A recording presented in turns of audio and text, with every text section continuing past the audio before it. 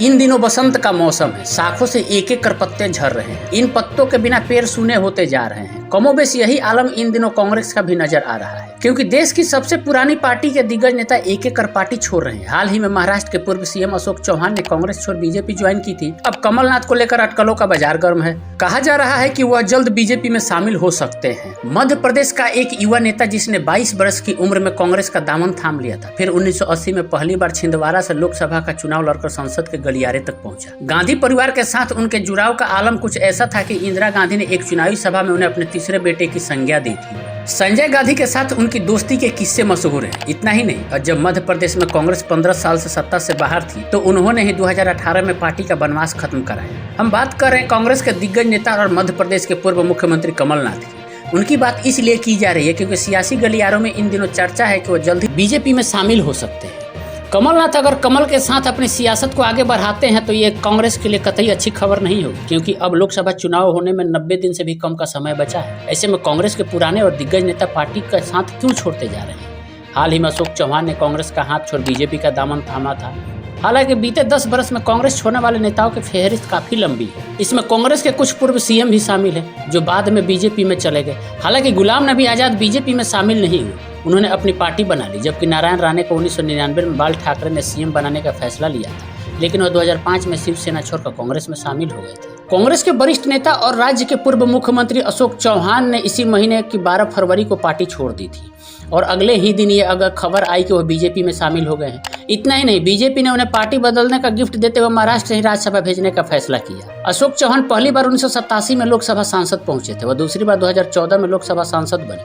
अपने राजनीतिक करियर में वह 2 बार सांसद और 4 बार विधायक रहे। महाराष्ट्र के तत्कालीन मुख्यमंत्री विलासराव देशमुख सरकार में वह सांस्कृतिक मामलों, उद्योग, खान और प्रोटोकॉल मंत्री भी रहे। अशोक चौहान 8 दिसंबर 2008 से 9 नवंबर 2010 तक 1.5 साल तक महाराष्ट्र के मुख्यमंत्री रहे। उनका नाम आदर्श इमारत घोटाले में आने के बाद उन्हें मुख्यमंत्री पद से इस्तीफा देना पड़ा। 2014 के लोकसभा चुनाव में जीत हासिल की, यहाँ तक कि वो महाराष्ट्र प्रदेश कांग्रेस के अध्यक्ष भी बनाए गए। कैप्टन अमरिंदर सिंह। पंजाब की सियासत में अहम भूमिका निभाने वाले कैप्टन अमरिंदर सिंह ने साल 2021 सितंबर में कांग्रेस का हाथ छोड़ दिया था। इसके बाद उन्होंने बीजेपी का दामन थाम लिया था। अमरिंदर सिंह के पिता महाराजा यादवेंद्र सिंह पटियाला रियासत के अंतिम राजा थे। राज परिवार ताल्लुक रखने वाले कैप्टन अमरिंदर सिंह ने भारतीय सेना में सेवाएं भी दी है और 1965 के भारत पाकिस्तान युद्ध में लड़े भी। 1980 के दशक में देश के पूर्व प्रधानमंत्री राजीव गांधी के कहने पर अमरिंदर सिंह ने राजनीति में कदम रखा था। 2014 के लोकसभा चुनाव में अमरिंदर सिंह ने अमृतसर से बीजेपी नेता अरुण जेटली को 1 लाख से अधिक वोटों से हराया था। कांग्रेस ने 2017 में पटियाला के महाराजा पर दांव खेला और बाजी अपने पक्ष में कर ली। 4.5 साल के बाद पंजाब की सियासत ने करवट ली और कैप्टन को सीएम की कुर्सी से हाथ धोना पड़ा था और उन्होंने कांग्रेस से किनारा कर लिया। उत्तराखंड के पूर्व मुख्यमंत्री विजय बहुगुणा ने मई 2016 में बीजेपी का दामन थामा था। विजय बहुगुणा उत्तराखंड के 8 पूर्व विधायकों के साथ बीजेपी में शामिल हुए थे। जनवरी 2014 में विजय बहुगुणा ने इस्तीफा दिया था। उन्होंने मार्च 2012 से जनवरी 2014 तक उत्तराखंड के मुख्यमंत्री के रूप में काम किया था। विजय बहुगुणा की बहन उत्तर प्रदेश कांग्रेस के अध्यक्ष रही थी। उनके पिता हेमवंती नंदन बहुगुणा का परिवार दशकों से कांग्रेस में था। वर्ष 1999 से 2004 तक कर्नाटक के मुख्यमंत्री रहे एस.एम. कृष्णा ने 2017 में कांग्रेस छोड़कर बीजेपी ज्वाइन की थी। एस.एम. कृष्णा 1968 में पहली बार सांसद बने थे। वह इंदिरा गांधी और राजीव गांधी दोनों के साथ काम कर चुके हैं। 1999 में उन्होंने कांग्रेस को कर्नाटक में जीत दिलाई थी। कृष्णा महाराष्ट्र के राज्यपाल भी रह चुके हैं। हालांकि एस.एम. कृष्णा सक्रिय राजनीति से संन्यास ले चुके हैं। आंध्र प्रदेश के पूर्व मुख्यमंत्री किरण कुमार रेड्डी ने साल 2023 में कांग्रेस से इस्तीफा दिया था। किरण कुमार रेड्डी अविभाजित आंध्र प्रदेश के अंतिम मुख्यमंत्री थे। रेड्डी ने इससे पहले 2014 में तत्कालीन यूपीए सरकार के आंध्र प्रदेश को विभाजित करने और तेलंगाना बनाने के फैसले पर कांग्रेस से इस्तीफा दे दिया था। उस वक्त उन्होंने अपनी खुद की राजनीतिक पार्टी भी बनाई थी, लेकिन 2018 में कांग्रेस में लौट आए थे। किरण कुमार रेड्डी ने पिछले साल बीजेपी का दामन थाम लिया था। अरुणाचल के मुख्यमंत्री पेमा खांडू भी एक वक्त में कांग्रेसी नेता थे। दिसंबर 2016 में पीपुल्स पार्टी ऑफ अरुणाचल के 32 विधायकों के साथ वो बीजेपी में शामिल हो गए थे। खांडू सरकार 2 जुलाई 2016 से सत्ता में है। पहले इस सरकार का नेतृत्व कांग्रेस कर रही थी, लेकिन खांडू और लगभग सभी विधायक सितंबर 2016 में पीपीए में शामिल हो गए थे। लेकिन बाद में खांडू को अपनी सत्ता की स्थिति बनाए रखने की अनुमति मिली थी। कांग्रेस के वरिष्ठ नेता और गांधी परिवार के करीबी रहे गुलाम नबी आजाद ने अगस्त 2022 में कांग्रेस के प्राथमिक सदस्यता और सभी पदों से इस्तीफा दे दिया था।